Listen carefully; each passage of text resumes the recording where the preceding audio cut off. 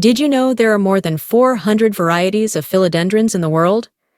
This tropical plant is not only a favorite for interiors because of its exotic shapes and adaptability, but also because many of its species are hardy, decorative, and very easy to propagate.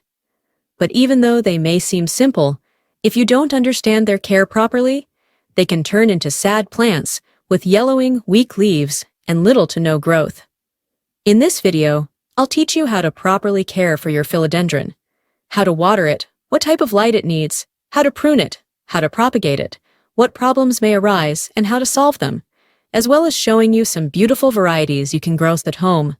And if you're interested in learning more in depth about all the varieties, at the end, I'll invite you to watch another video where I talk about 20 types of philodendrons that are perfect for decorating and collecting. Light is one of the most important factors for the healthy growth of philodendrons. In their natural habitat, they grow under the shade of trees in tropical forests, so they do not tolerate direct sunlight. The ideal spot is somewhere with bright but filtered light, such as near a window with a thin curtain, or in a well-lit space without direct sun exposure. If the light is too scarce, the leaves will become smaller, growth will slow down, and the stems will stretch out in search of light. On the other hand, if they receive direct sunlight, brown spots or burns may appear on the leaves. Adjusting the location according to the plant's response is key to keeping it healthy. Watering must be done carefully. Although they are tropical plants, philodendrons do not tolerate excess water. A basic rule is to water when the top few centimeters of the soil feel dry to the touch. This can vary depending on the climate, but generally it's every 7 to 10 days. It's better to water less than too much. An overwatered philodendron will show yellow, soft leaves, while an underwatered one will develop wrinkled leaves, lose firmness, and show brown edges. Always make sure the pot has drainage holes and that water doesn't accumulate at the bottom. If you notice signs of rot, such as a foul smell or dark, mushy stems, it's important to remove the plant, inspect the roots, cut away the damaged parts, and repot it in dry, airy soil. The soil should be light, well-draining, and able to retain some moisture without compacting.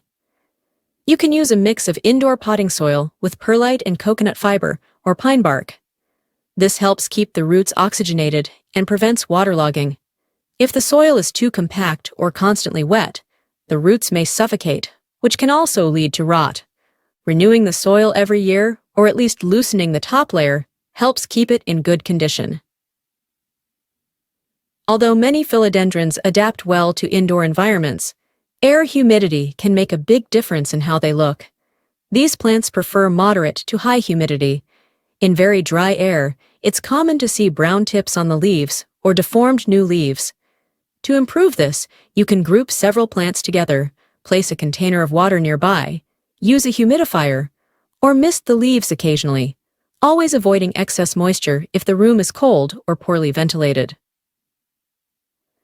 The ideal temperature for philodendrons is between 18 degrees Celsius and 27 degrees Celsius, 65 degrees Fahrenheit to 80 degrees Fahrenheit. They don't tolerate sudden changes or cold drafts. If placed near a frequently opened window or an air conditioner, the leaves may look burned, dry, or shriveled. In colder climates, protect your plant during the winter by keeping it in a warm, sheltered spot. Fertilization is important to keep growth vigorous.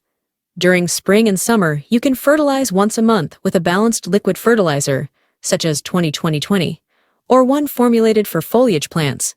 This will help the plant produce larger leaves and deeper color.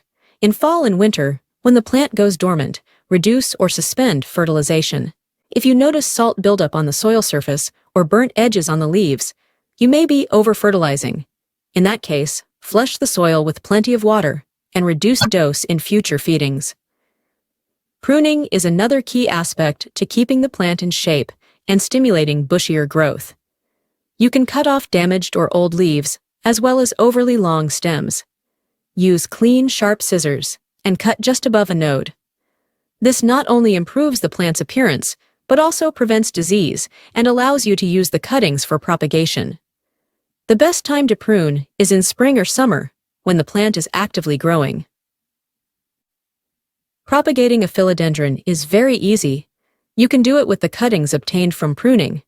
All you need is a stem with at least one leaf and a visible node. That node is where the roots will develop.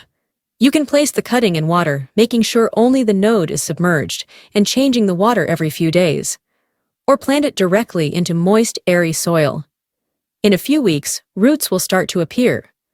Once they are strong enough, you can transplant the cutting into its own pot. This method is ideal to multiply your plants or share them with friends. Even though philodendrons are fairly hardy, they can still face some problems.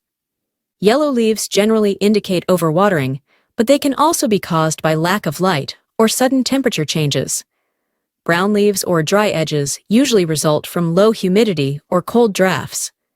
If new leaves don't unfurl properly or look deformed, it could be due to salt buildup, lack of humidity, or soil issues. In more serious cases, such as mushy stems or foul odor, you may be dealing with root rot, and it's best to act immediately. Cut away rotten roots, let the plant dry for a day or two, and repot it into dry, well-aerated soil. There are hundreds of philodendron varieties, but I'll mention 4 that stand out for their beauty and ease of care. Philodendron heteratium, known as the heartleaf philodendron, has a trailing or climbing growth habit, perfect for shelves and hanging pots. Philodendron sellum, also called lacy tree philodendron or split-leaf philodendron, has large lobed leaves that bring a tropical vibe to any corner. Philodendron brazil is a variegated version of the heartleaf, with striking yellow stripes that make it highly decorative.